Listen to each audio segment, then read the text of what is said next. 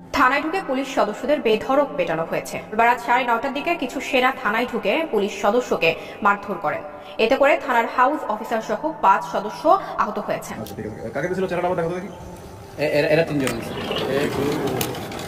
এবং তাদের ক্ষেত্রে ডিসিপ্লিনারি অ্যাকশন নেওয়া হবে। একদম উচিত সিদ্ধান্ত হয়েছে, উচিত শিক্ষা হয়েছে। দর্শক, নানা অভিযোগের কারণে থানার ভিতরে ঢুকে পুলিশ সদস্যদের কঠিনভাবে পিটিয়েছেন সেনাবাহিনীর সদস্যরা। আসসালামু আলাইকুম দর্শক, দেশ ও দেশের বাইরে থেকে যারা এই মুহূর্তে ভিডিওটি ওপেন করেছেন সবাইকে অসংখ্য অসংখ্য ধন্যবাদ। দর্শক, প্রথমেই শিরোনাম দেখেছেন, পুলিশ যে অত্যাচার নির্যাতন করেছিল ছাত্রদের উপরে, সেই সূত্র ধরে সেনাবাহিনী থানায় ঢুকে ইচ্ছামতো পিটালেন। কিন্তু কেন এই পিটালেন? ডক্টর ইউনূস সেনাবাহিনীকে ম্যাজিস্ট্রেট ক্ষমতা দেওয়ার পরেই তারা এই কাজ শুরু করেছেন। কেনই বা এত কঠোর হলেন সেনাবাহিনী? কারণ বর্তমানে পুলিশরা মানুষের কাছ থেকে যেভাবে অর্থ হাতিয়ে নিয়েছে, লক্ষ লক্ষ টাকা এক জায়গায় হাতে নাতে 17 লক্ষ টাকা সহ পুলিশকে ধরে ফেলে এই সেনাবাহিনীরা, আর সেখানে ঘটে বিপত্তি। সেই বিপত্তিকে কেন্দ্র করে থানায় ঢুকে সেনাবাহিনী সরাসরি মারপিট শুরু করে এবং 6 জনকে এমনভাবে মারা হয়, মারার পরে তাদেরকে গ্রেপ্তার দেখানো হয়। বাংলাদেশের বর্তমানে ডক্টর ইউনূসের দেওয়া আইন, এই ম্যাজিস্ট্রেট পাওয়ার সেনাবাহিনী পুলিশের উপর প্রয়োগ করেছে। এতে আপনাদের কাছে কতটা যুক্তি মনে হয়েছে, চলুন কিছু বক্তব্য আমরা শুনে। পুলিশ সদস্যদের বেধড়ক পেটানো হয়েছে। রাত 9:30টার দিকে কিছু সেনা থানায় ঢুকে পুলিশ সদস্যকে মারধর করেন।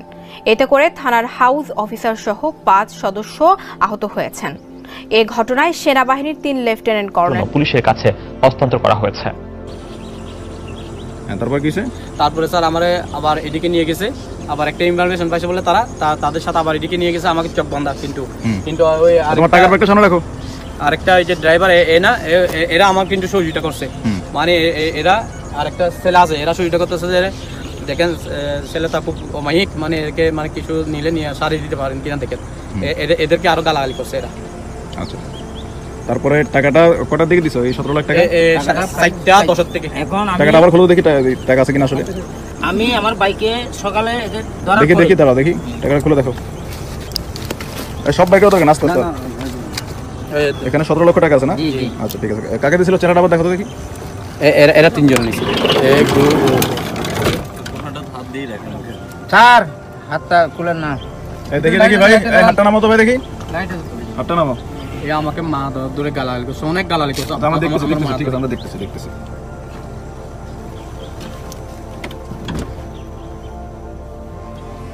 এটা কে মাঝখানে শুয়ে আছে? দেখি লাইট আছে তো, লাইট লাগানো, আপনি চেহারা ক্লিয়ার আসছে। ঠিক আছে, তারপর কেন তোমাকে ছাড়ছে? কখন আমাকে ছাড়ছে? পৌনে 5:60টার দিকে, 7:10 টাকা দিলাম, 7:30টার দিকে আমাকে ছেড়ে দিল। 17 লাখ টাকা নেওয়ার পরে? জি।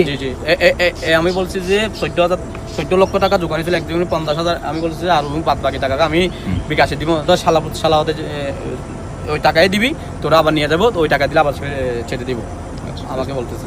বুঝতে পারছি, ঠিক আছে, ওকে। তুমি তখন ছাড়া পাইছো নাকি? জি, মাত্র পাইলাম আর কি। আচ্ছা, তোমরা কি এখন এই ব্যাপারে কোনো অভিযোগ মামলা কিছু করতে চাও? মামলা করতে চাও? আচ্ছা ঠিক আছে। আমি একজন ব্যবসায়িক, আমি একজন বাজার ব্যবসায়িক। আমাকে নাম পরিচয় বলো তো। আমি টেকনাফ 8 নম্বর ওয়ার্ড কাউন্সিলর মনিরুজ্জামান। আচ্ছা, তোমার পরিচয়? আমি টেকনাফ 8 নম্বর ওয়ার্ডের একজন নাগরিক। আমার নাম মোহাম্মদ গফুর আলম। কি করো তুমি? আমি ব্যবসা করি উপরের বাজার। কিসের ব্যবসা?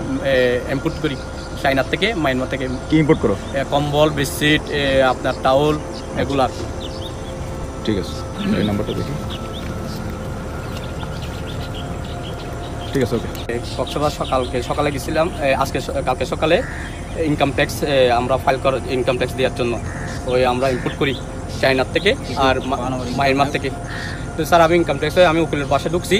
উকিলের বাসায় ঢোকার পরে আমি বাইর হওয়ার পরে একটা হোটেলে গেছিলাম আলগুনিতে থেকে। হোটেল থেকে খাওয়ার পরে আমি নিচে আসলাম, দাঁড়ার পরে এরা 6-7 জন লোক গেছে, যার পরে ওদের আপনার নাম কি? আমার নাম আব্দুল গফুর। ওদের আপনি এদিকে আসেন, আমাকে এদিকে আসে ডাকার পরে নিয়ে গেছে। আমার কোথায় নিয়ে যাচ্ছেন? ওদের আসেন, কোনো অসুবিধা হবে না।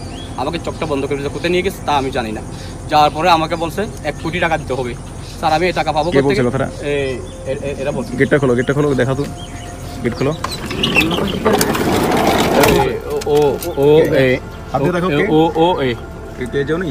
ও ওই যে লাশ মাথায়? ওই লাশ মাথায়।